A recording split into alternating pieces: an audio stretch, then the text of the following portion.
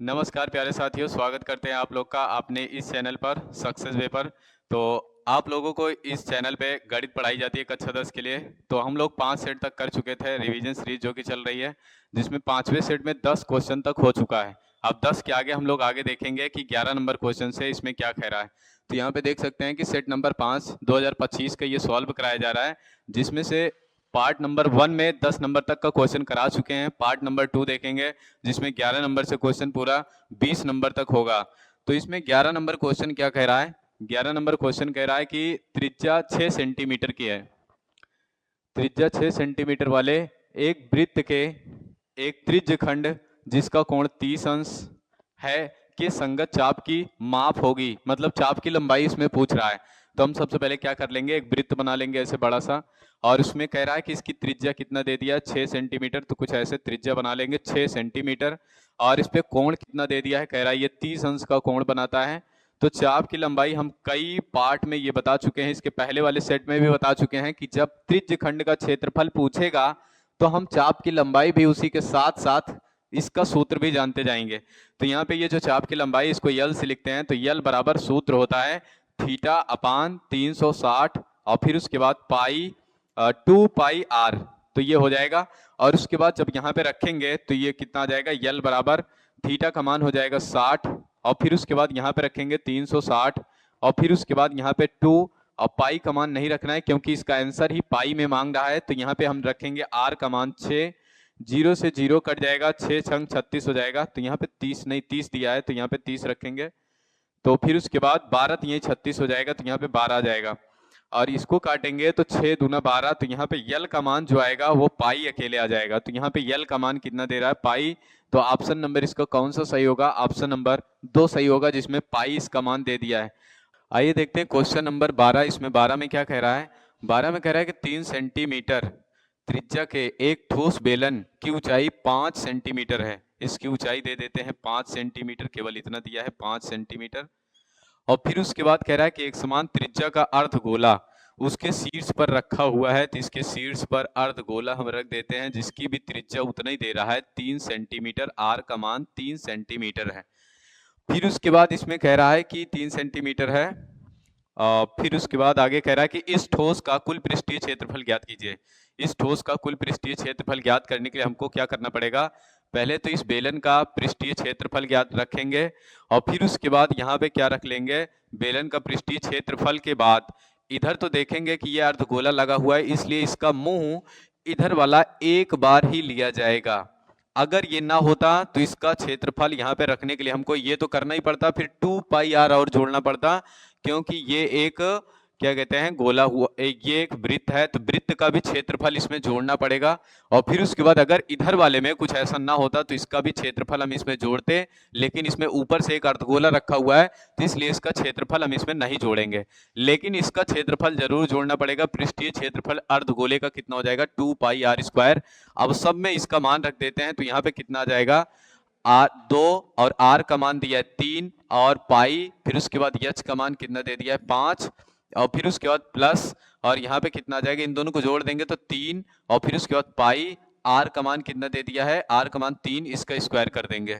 तो फिर उसके बाद यहाँ पे करेंगे तो 6 6 पंजे 30, तो यहाँ पे 30 पाई आ जाएगा, और प्लस फिर उसके बाद ये 9 9 त्रिक 27 हो जाएगा, तो यहाँ पे प्लस का 27 पाई, और इन दोनों को जोड़ेंगे तो ये आ जाएगा 57 पाई, जिसमें से कौन सा आंसर होगा, सेंटीमीटर स्क्वायर। क्षेत्रफल पूछेगा तो सेंटीमीटर स्क्वायर लगाएंगे हम लोग।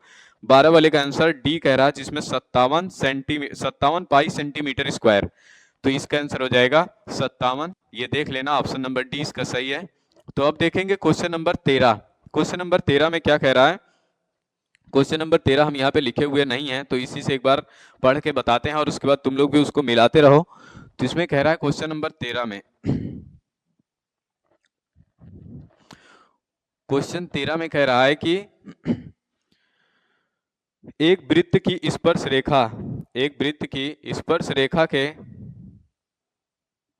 एक वृत्त की स्पर्श रेखा के स्पर्श बिंदु को केंद्र से मिलाया जाता है। तो पहले हम क्या कर लेंगे, वृत्त खींच लेते हैं। तो यहाँ पे देखते हैं वृत्त को खींचते हैं, ऐसे एक वृत्त बना लेंगे, और यहाँ पे फिर एक स्पर्श रेखा कह रहा है कि यहाँ से एक स्पर्श रेखा ऐसे खींच देते हैं, और फिर इस स्पर्श रेखा को कहाँ से मिला रहा है, कह रहा है कि उसके केंद्र से मिलाया जाता है।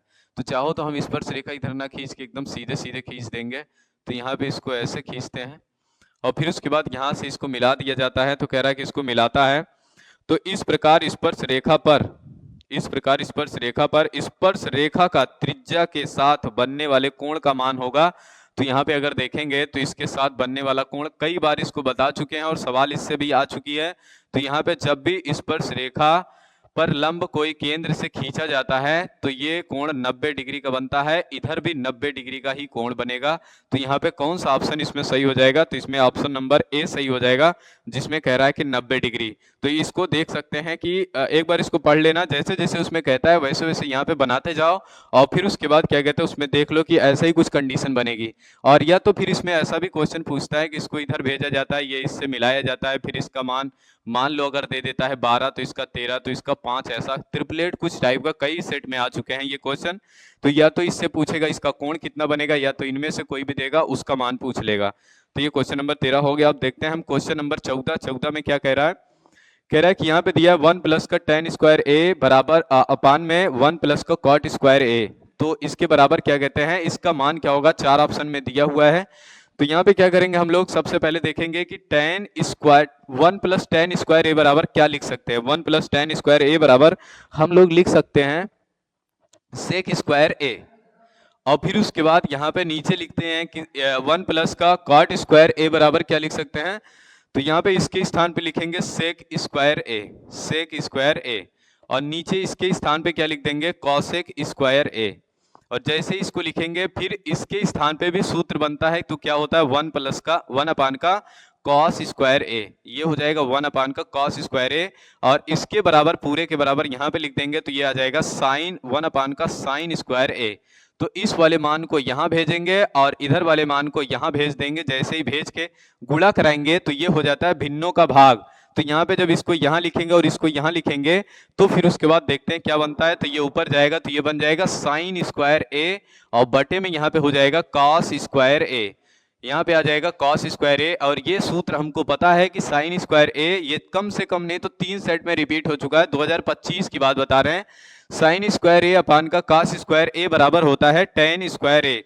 ये 3 या 4 सेट में डायरेक्ट यही आंसर भी पूछा है और निकल के भी यही आ रहा है। तो यहाँ पे ऑप्शन नंबर डी इसका हो जाएगा, क्योंकि पहले वाले में कह रहा है सेक स्क्वायर ए, ये नहीं होगा। दूसरे में -1, ये भी नहीं होगा। तीसरे में कह रहा है कॉट स्क्वायर ए, ये भी नहीं होगा। चौथे में यहाँ पे कह रहा है tan स्क्वायर ए। तो वही देखें और आराम से इसको लगा दें, इससे कई सूत्र बनते रहते हैं। तो हम लोग इस पे तो अभी केवल इतना ही करेंगे, जब दीर्घ या लघुत्तरी बनाएंगे क्वेश्चन उसके, तो यहाँ पे हम इसके पूरे सूत्र लिख देंगे, इससे जुड़े हुए कितने सूत्र होते हैं। तो आगे देखते हैं अगला क्वेश्चन क्या कह रहा है। 7 सेंटीमीटर त्रिज्या के एक वृत्त का चाप केंद्र पर 60 डिग्री का कोण आंतरित करता है, तो त्रिज्य खंड का क्षेत्रफल क्या होगा। तो त्रिज्य खंड, अभी हम लोग चाप की लंबाई का एक सवाल किए थे जिसमें पूछा था चाप की लंबाई क्या आएगी। तो अभी इसमें पूछ रहा है त्रिज्य खंड का क्षेत्रफल क्या होगा। तो उसके लिए सूत्र क्या होता है, त्रिज्य खंड का जो क्षेत्रफल होता है, अगर कोई वृत्त बनाते हैं, त्रिज्य खंड का क्षेत्रफल होता है θ/360 और फिर उसके बाद πr²। तो ये इसका सूत्र होता है। और फिर उसके बाद अगर चाप की लंबाई का सूत्र पूछेगा तो वो क्या होता है θ/360 2πr। तो यहाँ पे कह रहा है कि अगर क्षेत्रफल पूछेगा तो उसके लिए सूत्र होता है θ/360 और फिर उसके बाद πr²। ये किसका है, क्षेत्रफल का है। अगर यहाँ पे पूछ लेता है यल बराबर चाप की लंबाई, तो ये होता है θ/360 और फिर उसके बाद यहाँ पे होगा 2πr। ये इतना लगाएंगे, लेकिन कब, जब चाप की लंबाई का मान पूछेगा तब। और यहाँ पे कह रहा है थीटा का मान दे दिया है, कितना दे दिया, थीटा का मान यहाँ से आते हैं तो ये 60 डिग्री दे दिया है, तो यहाँ पे 60 रख लेंगे और नीचे रखेंगे 360 और फिर उसके बाद यहाँ पे पाई का मान रखेंगे। अगर पाई में आंसर नहीं दे रहा होगा तो, पाई में नहीं दे रहा है तो पाई का मान 22/7 रख लेंगे। आर का मान इसमें त्रिज्या कितना दे दिया, 7 दिया है तो 2 बार 7 रखेंगे, 7 स्क्वायर करेंगे तो 2 बार 7 रख लेंगे। और यहाँ पे देखेंगे 7 से 7 ये कट जाएगा, 0 से 0 कट जाएगा और फिर इसको काटेंगे तो 6 कम 6 6 6 36 हो जाएगा। तो यहाँ पे 1/6 और गुणे का यहाँ पे आएगा 22 और गुणे का यहाँ पे आ जाएगा 7 और इसको भी काटेंगे तो यहाँ पे 3, यहाँ पे कितना जाएगा 3 दूना 6, तो या फिर 2 तिहाई 6, तो यहाँ पे 3 बार जाएगा, फिर उसके बाद 2 एक कम 2, 2 एक कम 2, इनका गुणा कराया जाए तो ये 1177 हो जाएगा और बटे का यहाँ पे 3 आ जाएगा। तो कौन सा ऑप्शन इसमें सही होगा? यहाँ पे क्षेत्रफल पूछ रहा है तो सेंटीमीटर स्क्वायर या जिसमें मान दिया रहेगा स्क्वायर लगाएंगे जरूर। तो यहाँ पे ये कौन सा ऑप्शन सही था? तो ऑप्शन ए दे रहा है, कह रहा है 77 बटे का 4, ये नहीं होगा। ऑप्शन बी दे रहा है 77 बटे का 3, तो यही इसका आंसर सही हो जाएगा, ऑप्शन नंबर बी। तो अब हम देखेंगे 16 नंबर क्वेश्चन। 16 नंबर में क्या कह रहा है? तो 16 नंबर में कह रहा है कि किसी गोले का वक्र पृष्ठीय क्षेत्रफल दे दिया है। गोले का वक्र पृष्ठीय क्षेत्रफल 452 सही 4/7 सेंटीमीटर स्क्वायर दिया है। तो कह रहा है इसकी त्रिज्या बताइए। तो सबसे पहले हम क्या करेंगे, इसको लिखते हैं कितना दिया हुआ है। तो फिर उसके बाद यहाँ पे इसका सूत्र भी क्या होता है ये भी होना चाहिए कि वक्र पृष्ठीय क्षेत्रफल का सूत्र क्या होता है गोले का। तो यहाँ पे हो जाएगा वक्र पृष्ठीय क्षेत्रफल 4 पाई r स्क्वायर ये होता है, और इसके बराबर कितना दे दिया है 452, और फिर उसके बाद सही 4/7। इसमें r का मान पूछा है, डायरेक्ट लगाओ और हल करो, आंसर आ जाएगा। इसका इधर गुणा कराओ, 7 दूना 14 यहाँ पे हो जाएगा, प्लस 4 इसमें जोड़ना पड़ेगा, 7 दूना 14 और 7 पचे 35, एक 36 हो जाएगा, और 7 चौक 28, 28 3 31 हो जाएगा, और बटे का 7 हो जाएगा। फिर उसके बाद यहाँ पे इसको जोड़ लो तो 31 68 हो जाएगा, और बटे का 7 हो जाएगा। बराबर यहाँ पे रखेंगे 4, और फिर उसके बाद यहाँ पे पाई का मान रख लेंगे 22/7, और हमको r का मान चाहिए तो r को हम नहीं रख सकते, ये 7 से 7 कट जाएगा, 4 से इसको काटो और इन दोनों को इसके नीचे ले जाओ, तो यहाँ पे r स्क्वायर बराबर जो आएगा वो 31, और फिर उसके बाद यहाँ पे कितना आ जाएगा 68, और नीचे आएगा ये इधर गुणे में उधर जाएगा तो बटे में 4, और फिर यहाँ पे हो जाएगा 22, और इसको काटेंगे तो 4 7 28, तो यहाँ 7 बार जाएगा, और फिर उसके बाद यहाँ पे बचेगा कितना 28 3 बचेगा, 4 9 36, और फिर कितना बचेगा यहाँ पे 8 बचेगा, तो 4 दूना 8 हो जाएगा, और फिर उसके बाद यहाँ पे r स्क्वायर बचेगा, और ये हो जाएगा कितना 792, और यहाँ पे इसको फिर से काट लो तो ये कितने से कटेगा 11, या 2 से काट लो पहले, 11 दूना 22, और फिर उसके बाद 2 तिहाई 6, और 2 9 18, और 2 छंग 12, तो यहाँ पे कितना आ जाएगा फिर r स्क्वायर बराबर फिर से मिला, तो इसके बाद इसको काटेंगे तो ये कितना आएगा 11 तिहाई 33, बचा कितना 6, 11 छक्का 66, तो यहाँ पे r बराबर कितना आ जाएगा अंडर रूट में 36, और जब 36 को बाहर निकालते हैं तो ये कितना बन जाएगा r के बराबर आएगा 6। तो इसकी त्रिज्या कितनी आ जाएगी 6 सेंटीमीटर। अगर इसमें सेंटीमीटर में दिया होगा तो क्वेश्चन नंबर कितना था 16, तो इसमें पहला ऑप्शन सही है 6 सेंटीमीटर। तो ऐसे ही करते करते अब हम देखेंगे क्वेश्चन नंबर 17। 17 नंबर में क्या कह रहा है? कह रहा है कि द्विघात बहुपद जिसमें px बराबर दे दिया 4x स्क्वायर माइनस का 4x माइनस का 1 के शून्यकों का गुणनफल होगा। तो यहाँ पे अगर इसकी अधिकतम घात 2 रहेगी तो द्विघात बहुपद कहलाएगा, अगर अधिकतम घात 3 रहेगी तो त्रिघात बहुपद कहलाएगा, अधिकतम घात अगर 1 रहेगी तो रैखिक बहुपद कहलाएगा। तो यहाँ पे देखते हैं कि इसका ये बहुपद का मानक समीकरण है जिसमें ax square plus bx plus का c, इससे हम लोग तुलना करते हैं। जब कभी भी ऐसा हमसे पूछेगा तो हम इसका तुलना करेंगे। तो यहाँ पे x स्क्वायर लिखा है और यहाँ पे x स्क्वायर, तो इसके बगली 1 लिखा और 4 लिखा है, तो a बराबर आ जाएगा 4। और यहाँ पे देखेंगे x लिखा है तो यहाँ पे x है, तो b बराबर कितना आ जाएगा माइनस का 4, और c बराबर कितना आ जाएगा माइनस का 1। तो यहाँ पे फिर से हमको पूछ रहा है कि गुणनफल बताइए। तो गुणनफल का ये सूत्र होता है, शून्यकों का योगफल के लिए ये सूत्र लगाएंगे माइनस का b बाई ए, शून्यकों का गुणनफल कहेगा तो c बाई ए लगा देंगे। तो यहाँ पे कह रहा है कि इसके बराबर अल्फा इंटू बीटा, यही पूछ रहा है हमसे। c का मान -1 दिया है, a का मान 4 दिया है, तो ये जिस ऑप्शन में लिखा होगा वही हमारा सही ऑप्शन होगा। तो इसमें ऑप्शन नंबर कौन सा लिखा हुआ है बी में दिया है माइनस का 1/4। तो अब देखेंगे क्वेश्चन नंबर 18। 18 में क्या कह रहा है? द्विघात समीकरण दिया हुआ है 3x स्क्वायर माइनस का 4x प्लस का 4/3 बराबर 0 का विविधकर होगा। विविधकर का सूत्र होता है d बराबर b square minus 4ac, d बराबर होगा b स्क्वायर माइनस का 4ac। अगर कहेगा ऐसा समीकरण देने के बाद कहता है कि मूल बराबर हैं तो क्या लगा सकते हैं? तो जब मूल बराबर होगा तो हम लोग क्या रख सकते हैं?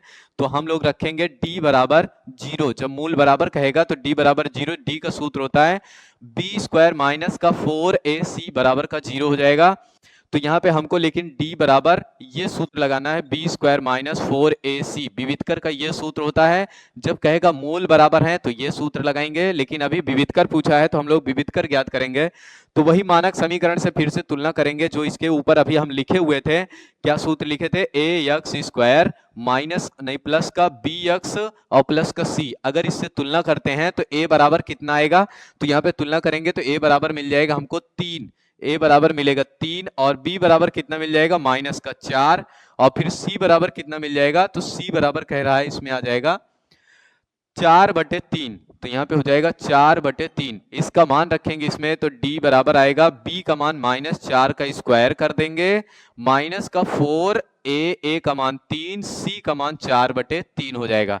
ये इससे कट जाएगा तो d बराबर आ जाएगा 4 का स्क्वायर 16 और माइनस फिर 4 का स्क्वायर 16 हो जाएगा। तो d का मान आ जाएगा, ये इससे काटेंगे तो यहाँ पे 0 आ जाएगा। तो इसमें जो ऑप्शन सही होगा वो वाला हम लोग लगा लेंगे। द्विघात समीकरण का ये ऑप्शन नंबर ए सही होगा, जिसमें कह रहा है कि इसका मान 0 आएगा। तो इसके आगे 19 नंबर, तो 19 से पहले हम क्या देखेंगे? 20 देख लेंगे, क्योंकि 20 में क्या कह रहा है, इसमें ज्यादा कुछ सॉल्व नहीं करना है। इसमें पूछ रहा है समांतर माध्य बताइए, ऐसा कुछ दिया है तो इसका समांतर माध्य कहेगा या तो माध्य कहेगा, इनमें से कुछ भी पूछ सकता है। तो आगे कह रहा है कि इसमें वर्ग अंतराल जिसमें दिया हुआ है और उसके बाद बारंबारता दी है। तो इसमें 20 नंबर क्वेश्चन में पूछ रहा है कि माध्यिका वर्ग बताइए। जब कभी भी माध्यिका वर्ग पूछे और बारंबारता में 5 खाने बनाए गए हों या फिर 5 बार डिवाइड किया गया हो, 5 से ज्यादा ना गया हो, तो 2 इधर से छोड़ देंगे और 2 इधर से छोड़ देंगे, तो जो बीच वाला होगा वही इसका माध्यिका वर्ग हो जाता है। तो किस ऑप्शन में लिखा हुआ है? Option number B. माध्यिका वर्ग का मतलब या माध्यिका का मतलब होता है मध्य वाला, तो बीच वाला, तो इसीलिए यहाँ पे ये बीच वाला हो जाएगा। अगर इसमें 5 से ज्यादा दे दिया, 6 दे दिया है, ये केवल माध्यिका वर्ग पूछेगा तभी ऐसा करेंगे। अगर बहुलक पूछता है तो सबसे अधिकतम वाला लेंगे, तो इसमें सबसे अधिकतम 12 है और जिसमें से 40 और 50 इसका आंसर हो जाएगा। अगर क्या कहते हैं माध्य पूछता है तब भी सबसे अधिकतम वाले लेंगे, लेकिन माध्यिका पूछेगा तो जो सबसे बीच में लिखा रहेगा उसके वर्ग अंतराल में हम देखेंगे कि क्या लिखा हुआ है, वही उसका आंसर हो जाएगा। तो अब हम देखेंगे क्वेश्चन नंबर 19 नंबर। इसमें क्या कह रहा है? इसमें समांतर माध्य पूछ रहा है। तो समांतर माध्य के लिए हमको क्या करना पड़ेगा? सबसे पहले समांतर माध्य के लिए सूत्र पता होना चाहिए, जो कि समांतर माध्य 3 तरीके से निकाला जाता है। तो पहला सूत्र उसमें कहा है सिग्मा एफ आई और यक्स आई बटे का हो जाता है सिग्मा एफ आई। तो उस सूत्र को हम लोग लिखेंगे और सॉल्व करेंगे, सूत्र लिख लिख के सॉल्व करेंगे। तो यहाँ पे कह रहा है कि इसका मतलब हम लोग एक ग्राफ बना लेते हैं, जिसमें क्या कह रहा है, इसमें हम निकाल लेंगे एफ आई और फिर उसके बाद यहाँ पे इसके बगल में लिख लेंगे यक्स आई और फिर उसके बाद यहाँ पे लिख लेंगे एफ आई और यक्स आई।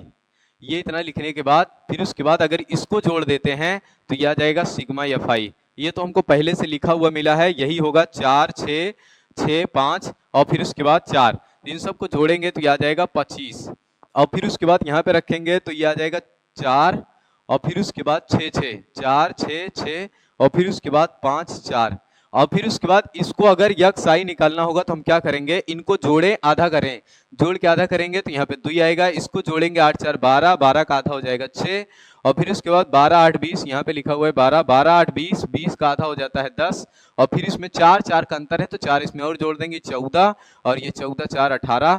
तो इन दोनों का गुणा कराएंगे, एफ आई और यक्स आई कह रहा है, तो यहाँ पे 8 आ जाएगा, 6 छंग 36, यहाँ पे 36 आ जाएगा, 10 छंग 60, यहाँ पे 60 हो जाएगा और 14 पंजे 70, यहाँ 70 हो जाएगा, 18 चौक 72, यहाँ पे 72 हो जाएगा। इन सब को जोड़ेंगे तो जैसे इसको जोड़ेंगे सिग्मा एफ आई और ये यक्स आई बन जाएगा और जैसे इतना जोड़ लेंगे तो हमको समांतर माध्य बराबर सूत्र पता है कि यक्स की पावर बार और सिग्मा एफ आई अपान में हो जाएगा सिग्मा एफ आई, यक्स आई अपान में हो जाएगा सिग्मा एफ आई। ये इतना लिख लेंगे और इनको जोड़ेंगे तो यहाँ पे कितना आ जाएगा? 8 2 10, 10 6 16, तो यहाँ पे 6 आ जाएगा और फिर उसके बाद यहाँ पे 6 3 9, 9 7 16 और फिर उसके बाद यहाँ पे हो जाएगा 16, 16 4 20, 3 23, 23 1 24, तो यहाँ पे आ जाएगा 246 और जैसे यहाँ पे इसका मान रखेंगे 246 बटे का 25, तो यहाँ पे आ जाएगा 25 और फिर उसके बाद और सॉल्व करेंगे तो 25 9 225 होगा, बचेगा 21 और फिर उसके बाद दशमलव लगा लेंगे तो इधर 0 बढ़ जाएगा।